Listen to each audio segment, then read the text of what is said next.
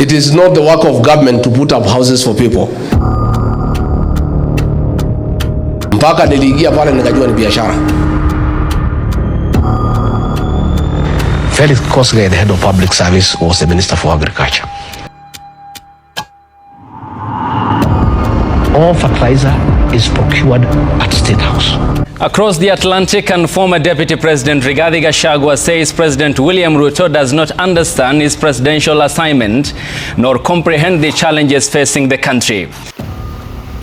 In the corridors of Kenyan power, silence is golden until betrayal finds a microphone. Fertilizer that came from Russia as a donation, which farmers were given free of charge? The ones that came from Algeria, which farmers were given free of charge? The president gave it to Maisha Milas, Defki his friend, bladed, packed and sold to the Kenyan government. They pocketed billions of shillings. From exile in the West, one man has broken the pact.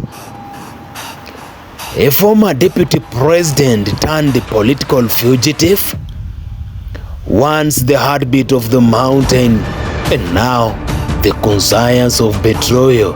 In broad daylight, give an order to police to shoot, to kill. In this first episode of The Red Mic, we peel back the curtains of power.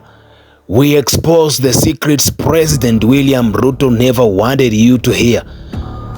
And this is the story Gachagua told, and it might burn everything down before 2027.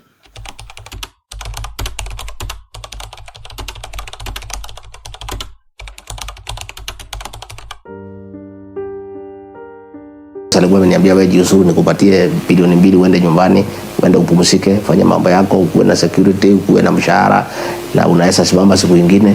Sasa nikajiuliza, yule anakupangia mabaya anaweza kukupatia suluhisho ya vile utaishi?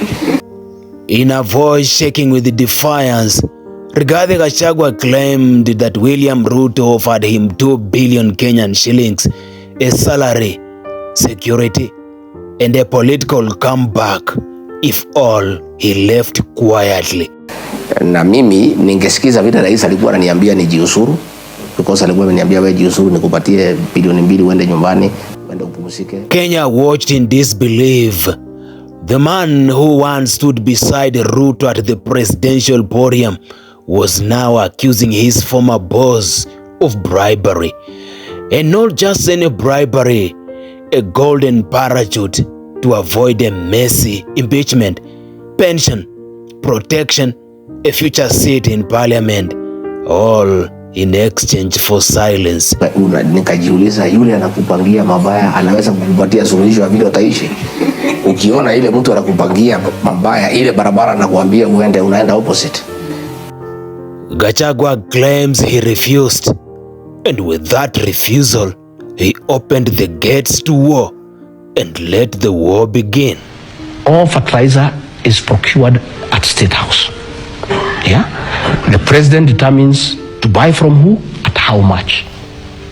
In a blistering attack, Gachagua did not mince words. Why? Because the war had just begun.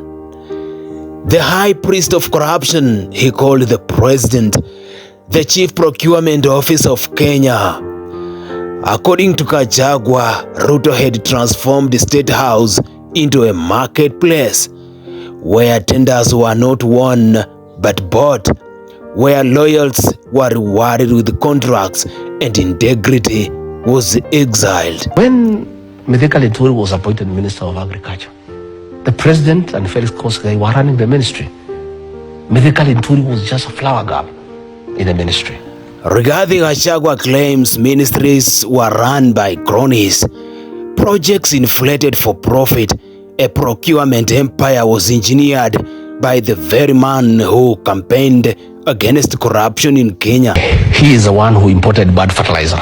Okay. So when the report came from KEBS, saying this fertilizer is bad, President William Ruto ordered Linturi to allow the fertilizers to come in and forget about it. And this wasn't opposition talk. This was betrayal from within. Mithika Linturi is innocent. It is yourself and Felix Kosgei who are buying fertilizer. fertilizer fraud and housing scam. The final blow? The people suffering turned into profit. Gachagua claimed that fertilizer donated to help farmers was rebranded and resold by the same government that received it. Gachagua claims Ruto is running a one-man government. We call it scripted politics. He claims that even his speeches were written for him when he was the deputy president by the State House. It wasn't just corruption, it was control.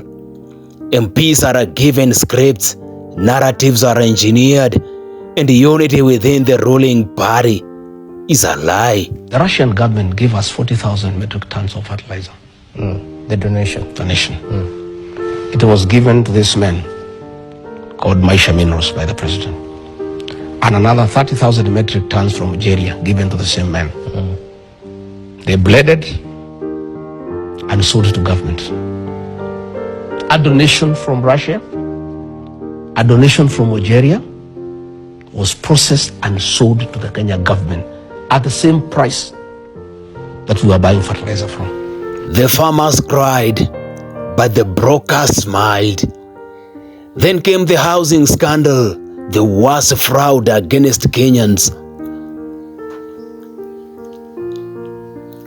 Billions were collected from salaries, and homes never rose.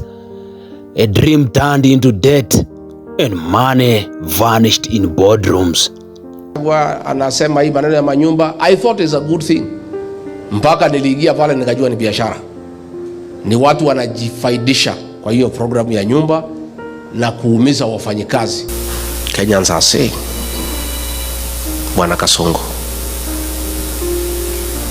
even if you pipe milk to our homes, even if you build roads made of gold, even if you paid us every day 100,000 shillings, your hands carry the blood of our children. Gachagua is no longer Kenya's deputy president. He's walking the streets of Washington, Minnesota, Los Angeles, not Nairobi. But his words are shaking the very foundations of Kenya and President William's Ruto 2027 campaign. Is he bitter or brave? Is this truth or a political theater? Is that this man must go because his hands bear the blood of our children. One thing remains clear. In exposing Ruto, Gachagua has declared war, and the war has just begun. Come 2027, the ghosts of these secrets may return at the ballot box, in the streets, or worse, in silence. This has been the Red Mic. If you think this video deserves to be heard before it disappears, share it, comment, and subscribe.